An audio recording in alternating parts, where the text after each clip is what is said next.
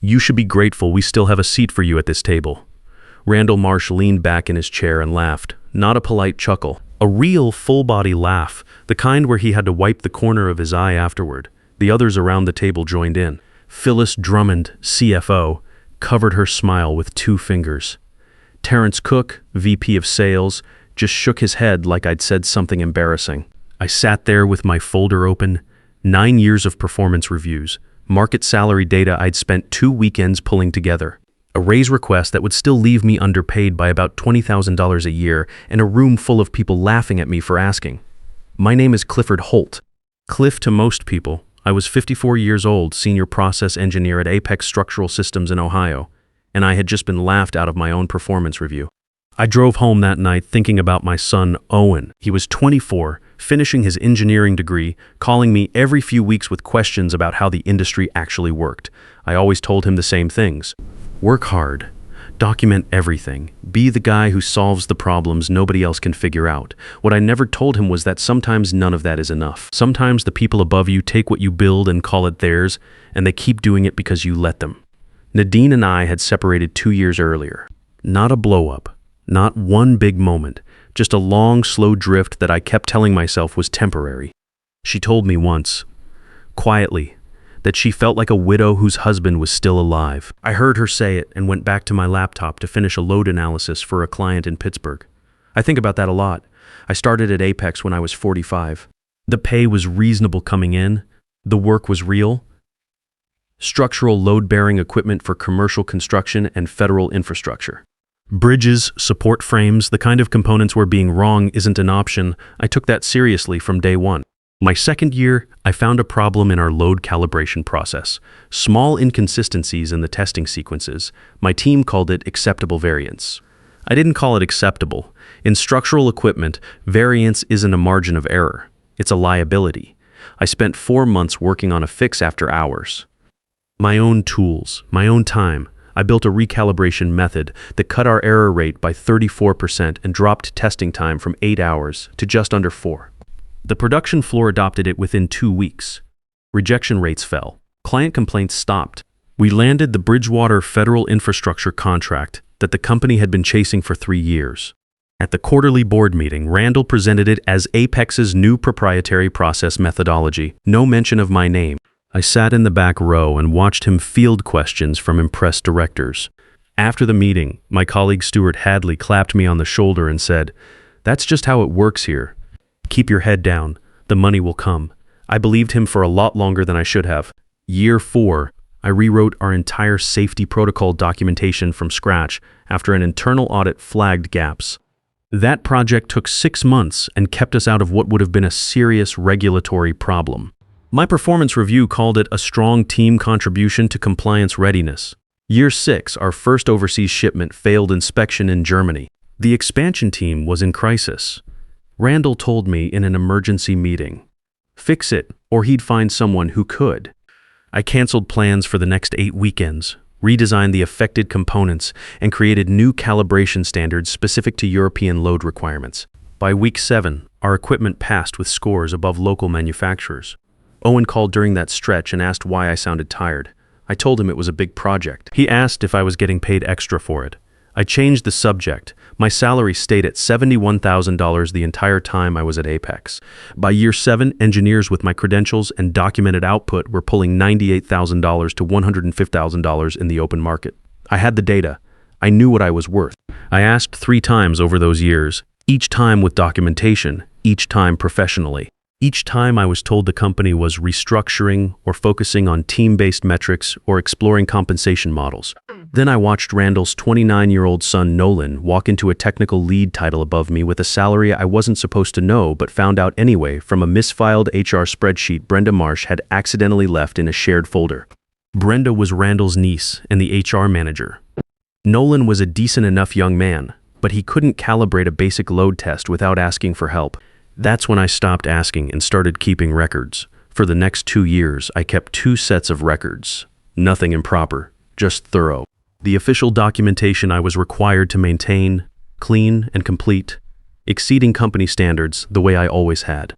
and a personal archive I kept on a drive at home, every email where my methods were repackaged and presented as Apex intellectual property, every meeting where my proposals were rejected, then quietly adopted 6 months later under a different name, every performance review that called me indispensable while my pay stayed flat, every instance where Nolan was credited for work he'd supervised from a distance while I did the actual engineering. I wasn't building a case, not yet.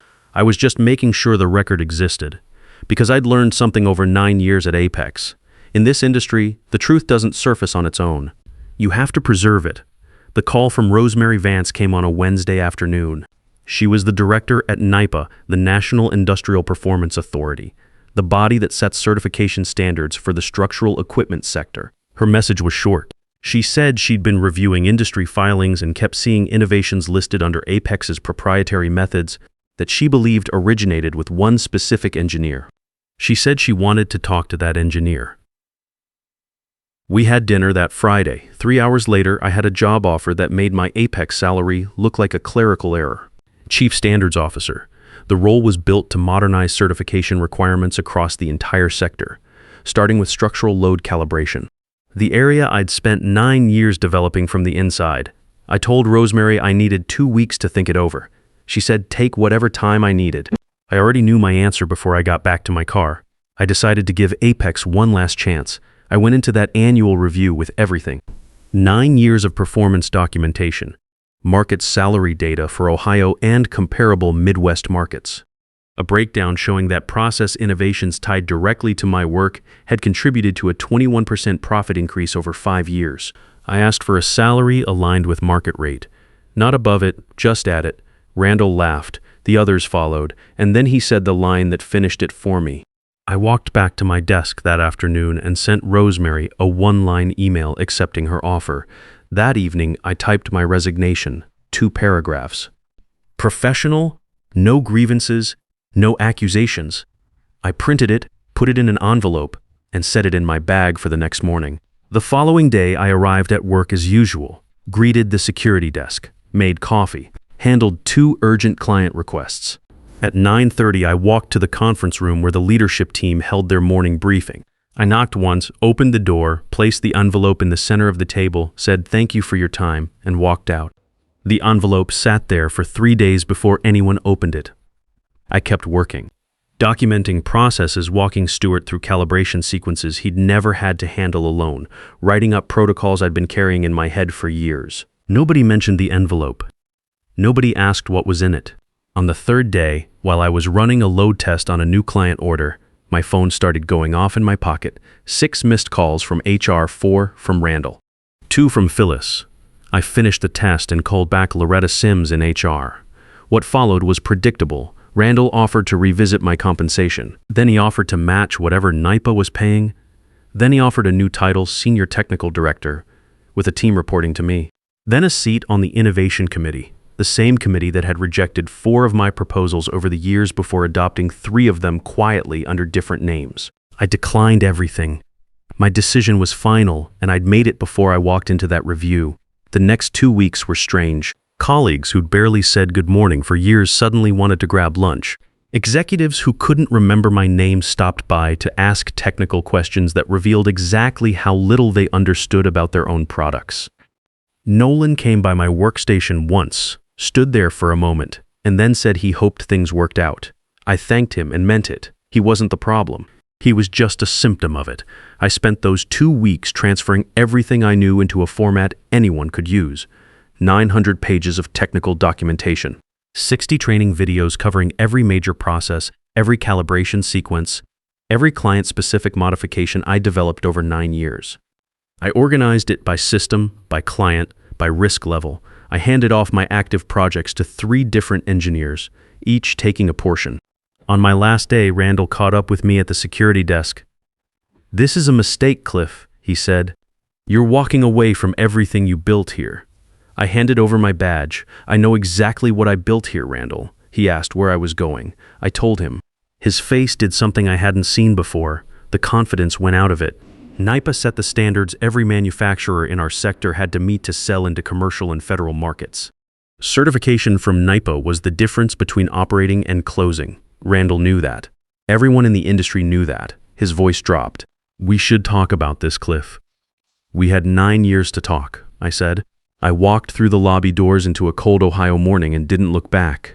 I took 3 weeks between jobs. First real break I'd had since before Owen was born. I drove up to Michigan and spent a week with my parents. Hiked trails I'd been meaning to get to for years. Slept without setting an alarm. I declined 17 calls from various Apex numbers and deleted the voicemails without listening to them. Owen called during that second week. He'd seen something online, an industry newsletter that mentioned my name in connection with the NIPA appointment. "Dad, is this real?" he asked. I told him it was. He was quiet for a second, then said, "I always wondered why you stayed so long." I didn't have a good answer for that. I told him I'd explain it over dinner sometime. My first day at NIPA, Rosemary walked me to my office. An actual office with a door and 2 windows facing the parking lot. Not much of a view, but it was mine. She gave me a simple brief. The certification standards for structural load equipment hadn't been substantially updated in 11 years. Technology had moved, testing capabilities had improved. The requirements hadn't kept pace. My job was to close that gap. I spent the first 6 weeks doing nothing but reading. Every current standard, every industry comment filed over the past decade, every gap report our inspection teams had flagged and never acted on. By week 8, I had a clear picture. The existing standards weren't just outdated. In some areas, they were actively permitting practices that current data showed were risk factors, not hypothetical risks, documented failure patterns in the field. My first draft of the revised standards went to Floyd Weston, our technical review director, in month 3. Floyd was methodical, cautious, the kind of engineer who asks the same question 6 different ways before he's satisfied. He pushed back on 2 sections, asked for additional data on 3 others, and approved the rest. That process took another 6 weeks. Then it went to peer review, then to an industry comment period, then to the board. The new standards were published on a Thursday morning. By Thursday afternoon, my phone had 9 missed calls.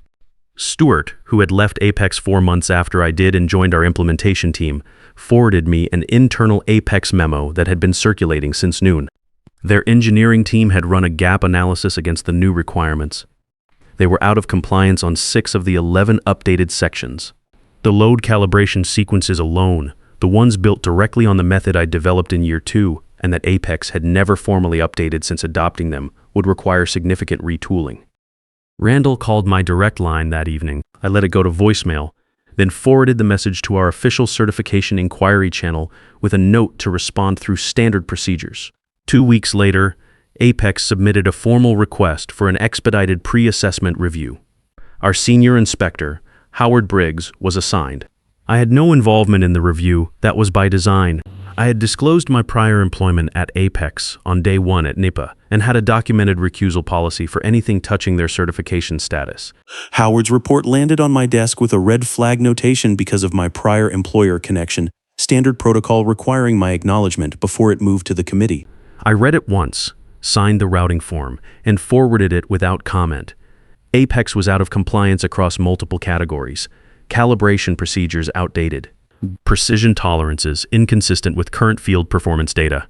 Quality control documentation incomplete in areas directly tied to the Bridgewater contract renewal submission. The certification committee issued provisional status with mandatory 30-day compliance checks. In the industry, provisional certification means you can keep operating, but your clients know about it. Every new contract bid requires disclosure. Every existing client gets notified. For a company that had sailed through automatic renewals for years, largely because their engineer had quietly corrected problems before inspections, it was a significant blow to their market position. 3 days after the provisional status was issued, Randall filed a formal ethics complaint against me with NIPA's oversight board. The complaint alleged 2 things. First, that I had used inside knowledge of Apex's processes to craft standards specifically targeting their operations. Second, that I had deliberately withheld critical calibration documentation when I resigned, making compliance unnecessarily difficult. I read the complaint on a Monday morning, forwarded it to our legal team, and typed a 3-word note, "Run Protocol 31." Protocol 31 was our standard response to certification challenges. A full documentation audit covering every draft, revision, comment, and approval in the standards development process. It also triggered a review of my departure materials from Apex. That review was handled entirely by the Ethics Committee, independent of my office. 6 weeks later, the committee presented its findings to the NEPA board. I was in the room as Chief Standards Officer but recused from any discussion or vote. The standards development process was clean. Every stage documented, peer-reviewed, and approved. My prior employment fully disclosed on record from day one. No proprietary Apex information used in any section. The requirements reflected industry-wide best practices, not anything specific to one company's internal methods. On the missing documentation claim, the committee's finding was precise. My departure package from Apex contained 900 pages of technical documentation and 60 training videos, fully indexed and cross-referenced. The committee had located the entire package in Apex's own internal system, sitting in a shared drive subfolder that Brenda Marsh had reorganized 12 days after my departure while consolidating files during a transition project. The documentation had been in their system the whole time. Their own HR department had moved it. The complaint was dismissed in full. Randall's attorney called my office the next morning. I didn't take the call. What the complaint had done, though, was trigger something Randall hadn't anticipated. During the documentation audit, NYPA's compliance team cross-referenced Apex's federal infrastructure filings against my personal archive, which I had submitted voluntarily as part of my response to the ethics complaint.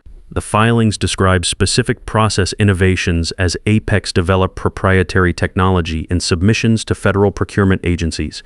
The innovations were mine. Timestamps, developed on personal time with personal equipment.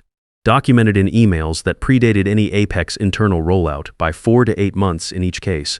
That opened a separate federal review, not something I had initiated, something Apex's own complaint had made inevitable. The attribution protocol was something I had been building in parallel since my 3rd month at NEPA, a framework requiring companies to properly credit technical innovations in their certification filings, not just for my sake. For every engineer who had spent years developing methods that ended up filed under a company name while the person who built them stayed invisible. The voluntary phase launched quietly. 3 manufacturers adopted it in the first month, positioning themselves as early leaders in ethical certification practices. Apex was not among them. The industry summit that fall was in Cleveland. I was presenting the final version of the attribution protocol to an audience of about 400 engineers, procurement directors, and certification bodies. Randall was there with Phyllis and Terrence. They took seats near the front. I noticed them when I walked in and didn't think about them again until the networking break.